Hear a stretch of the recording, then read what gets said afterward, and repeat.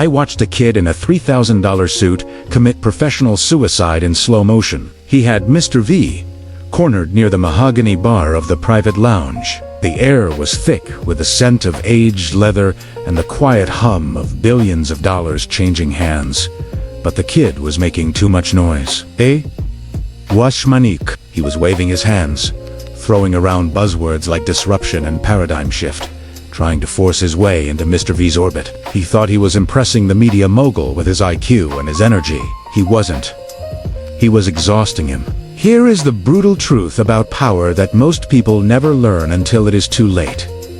Kings don't want partners. They want mirrors. When you shine too bright, when you try to show off your intellect to a man who has spent 40 years building an empire, you don't inspire respect. You trigger insecurity. You become a headache. I watched Mr. V check his watch, mumble apolite excuse, and walk away. The kid was left standing there, holding his pitch deck, confused. He was wondering why his Harvard presentation failed. He didn't understand that he had just violated the first and most sacred law of the court. Never outshine the master. I waited. Patience is a weapon. I gave V 30 seconds to breathe, to reset his social battery, and then I moved in. I didn't extend a hand. I didn't launch into a pitch. I just stood next to him at the window, looking out at the snow-covered peaks of Davos. Reminds me of that piece you wrote on the '98 liquidity crises, I said, keeping my voice low, looking at the mountain, not him. You called the rebound when everyone else was shorting the market. V stopped scanning the room for an exit. I had just scratched his ego in the exact spot I'd itched. He didn't care about my money. He had enough of his own. He cared that I knew his mind. Etournet tome. The irritation fading from his eyes. You read that? He asked. I lived by it. I lied smoothly, though I still don't get how you saw the currency peg snapping. The signals were garbage back then. I played the student. I deliberately made myself smaller so he could feel giant. For the next 10 minutes, he didn't feel like a target being hunted for capital. He felt like a teacher passing down wisdom. He spoke, and I listened. I didn't interrupt to show off my own knowledge. I only asked questions that allowed him to elaborate on his genius. Then came the test, the inevitable question that filters the players from the pretenders. Which firm are you with? V asked. This is where amateurs fumble. They reach into their pocket, hand over a business card, and ask for a meeting. They reveal the hunger. They show their hand. I took a slow sip of water instead. I'm a cleaner, I said, finally meeting his eyes. I fix expensive mistakes. But tonight, I'm just looking at the snow. I created a vacuum.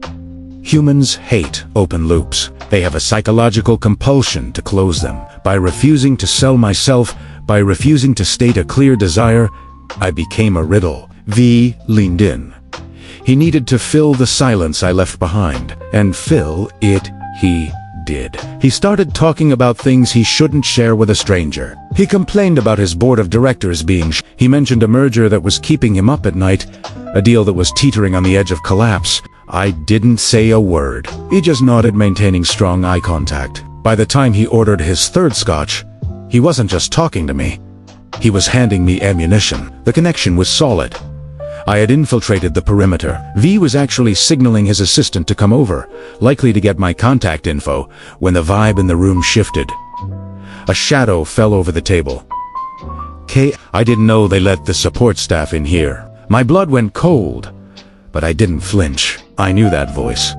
A trust fund banker I had crushed on a deal 3 years ago. He walked up, his face flushed with expensive whiskey and arrogance, and clapped a heavy hand on V's shoulder. Careful, VR laughed, the sound sharp and ugly in the refined air. He pointed his glass at me, a gesture of absolute disrespect. Last time I saw this guy, he was trying to crowdfund his rent. He's a hustler. V, don't let him pick your pocket. The air left the table instantly. Quinta pulled back, his eyes darting between me and R. The spell was broken. The mask of the mysterious, high-level consultant was slipping. R watched me, a smirk plastered on his face, waiting for me to snap. It was a perfect trap. If I defended myself and said, That's not true. I looked weak and defensive. If I attacked him and said, "You're drunk, R," I looked rattled and petty. In the world of power, he who speaks first loses. I set my glass down on the coaster with a soft click. I didn't look at R. I didn't acknowledge his existence. I kept my eyes locked on V and let a small, pitying smile touch the corner of my mouth. That smile was the only response R deserved. In the grand chessboard of power, acknowledging an insult validates it. It gives the aggressor a platform, but ignoring it annihilates them. Without breaking eye contact with V, I slowly reached into my inner jacket pocket. The movement was deliberate, almost theatrical. I did not pull out a business card, and I certainly did not pull out a weapon. I pulled out something far more lethal in a room full of insecure billionaires. A single, folded sheet of cream-colored paper. It was a summary of a private forensic investigation I had conducted on the very competitor V had mentioned earlier, the tech genius who was keeping him awake at night. I slid the paper across the polished mahogany table. It glided right past Air's hand, treating him like an invisible ghost. "I think this explains why their stock rallied 20% last quarter," I said to V. My voice dropped to a level that forced him to lean in. "It was not innovation, sir. It was a loophole in the regional tariff laws regarding silicon imports. A loophole that, according to my sources at the Trade Commission, closes next Tuesday at midnight." V frowned. The irritation in his face was replaced by confusion, then shock. He grabbed the document, his eyes scanning the data with the intensity of a drowning man finding a life raft. I watched his pupils dilate. The tension in his shoulders evaporated, replaced by the laser focus of a predator who has just discovered a limp in his praise gate. "This data in paragraph 3, V muttered, tapping the paper with a manicured fingernail. "Is it verified?" "Triple-checked," I replied calmly. "If you position your short sell orders on Monday morning, you will not just survive their growth, you will own the narrative by Wednesday." For a long, agonizing moment, the only sound was the clinking of crystal glasses in the background. Then, V turned his back on R, completely. R was still standing there, holding his expensive scotch, his mouth slightly open, waiting for a fight that was not coming. He had prepared for a verbal sparring match, for a contest of egos. He was not prepared to be rendered obsolete. He realized, with a dawning horror, that he had been erased, not by a clever comeback, but by superior utility. "V, look, I just meant to explain," R stammered. V waved a dismissive hand, without looking up. "Not now. We are discussing business." R stood there for another second, stripped of his status, humiliated by his own arrest. He turned and walked away, disappearing into the crowd of sycophants. Arguments are messy. They are emotional. They leave scars, but results are undeniable. That is the essence of the 9th law. Win through your actions, never through argument. With R neutralized, the heavy oak doors to the inner circle did not just open, they were taken off the hinges. I became Via's shadow. I was in the board meetings, the private jet, the weekend retreats in the Alps. But climbing the mountain of power has a cost. Gravity. And gravity often comes in the form of old friends. I had a colleague named L. We had started together in the mailroom years ago. L was a good guy. Loyal, honest, to a fault. But he was cursed. He was a magnet for misfortune. If it rained, L was the only one without an umbrella. If the market crashed, L was the one holding the bag. Every time we grabbed coffee, L had a new tragedy to download onto me. A bad investment in a sure-thing crypto coin. A toxic divorce that was dragging on for years. A health scare that turned out to be nothing but stress. He treated our meetings as therapy sessions, dumping his emotional garbage into my lap. For a long time, I listened. I nodded. I offered advice. I thought I was being a good friend. But one rainy Tuesday, sitting in a bistro while L complained about his landlord for the 3rd time that week, I had a cold epiphany. I looked at his slumped shoulders, his anxious eyes, and I realized something. He was not looking for a solution. He was in love with his own misery. Misfortune is not just an event. It is a habit. It is an infectious disease. L's negativity was seeping into my subconscious, clouding my judgment, making me hesitant. I was trying to fly, and he was an anchor tied to my leg. I made a decision that would seem cold-blooded to the moralists, but was essential for survival. I cut the cord. It was not dramatic. I did not cause a scene. I simply faded. I delayed my replies to his texts by hours, then days. I stopped accepting his lunch invitations. I became busy. I quarantined the unlucky to protect my own momentum. It is a brutal law of nature. The 10th law. Infection? Avoid the unhappy and unlucky.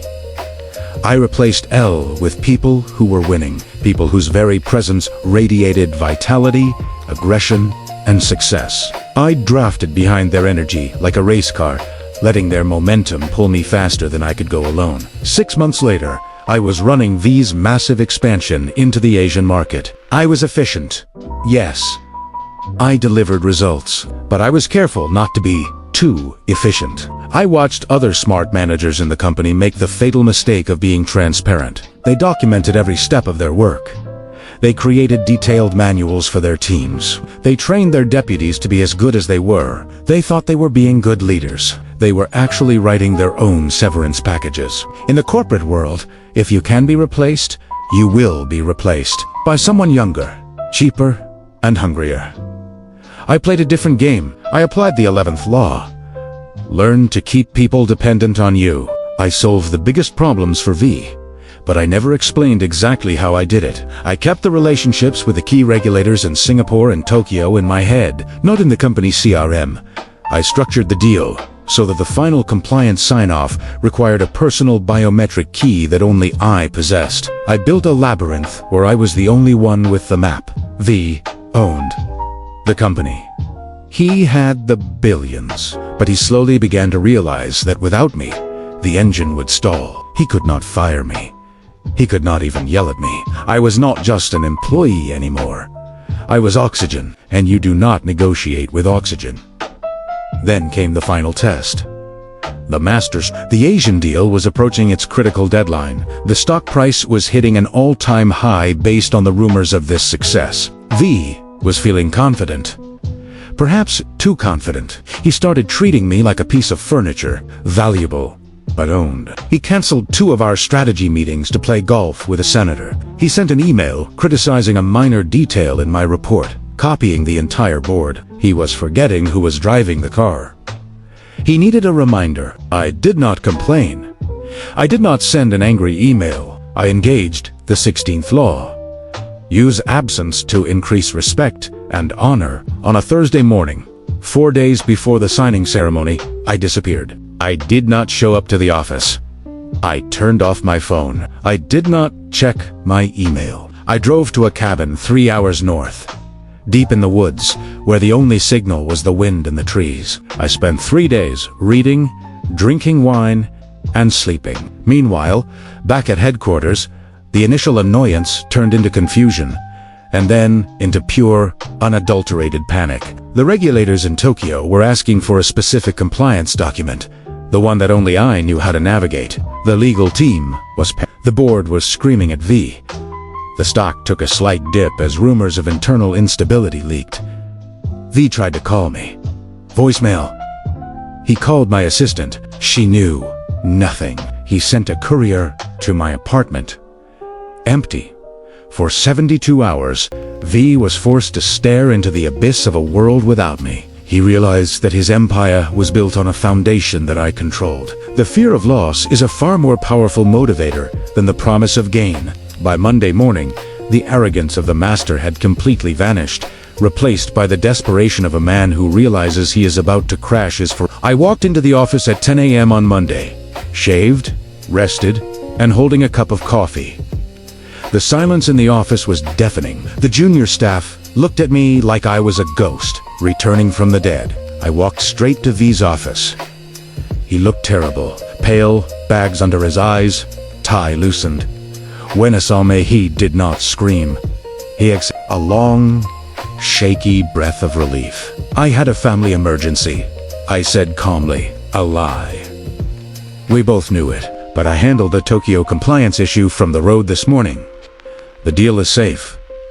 I did not apologize. Apologies are for subordinates. Thank God, V said, sinking into his chair, wiping sweat from his forehead. We were worried. "Okay, I know," I said, sitting down opposite him without being asked. "We need to restructure my compensation package. V, if I am going to handle crises like this, Primeta need equity, not a bonus." Equity. He did not argue. He did not call HR. He did not try to negotiate. He signed the paper within the hour. Scarcity creates value. By withdrawing, I had reset the market price of my existence. That evening, I sat in my new corner office. The view was spectacular. The city lights sprawling out like a circuit board I had learned to rewire. I poured myself a glass of whiskey, listening to the ice crack, savoring the burn. I had navigated the minefield. I had flattered the master, concealed my intentions, spoken less, won through action, cut off the unlucky, created dependency, and leveraged absence. There was a soft knock on the door. "Come in!" A young intern walked in. He was holding a stack of files. He was wearing a suit that cost more than his monthly salary, and his eyes were scanning the room with a hunger that felt painfully familiar. He was not looking at the files. He was looking at my chair. He was analyzing me, looking for a blind spot, looking for a weakness. I took a sip of whiskey and smiled, a genuine, shark-like smile.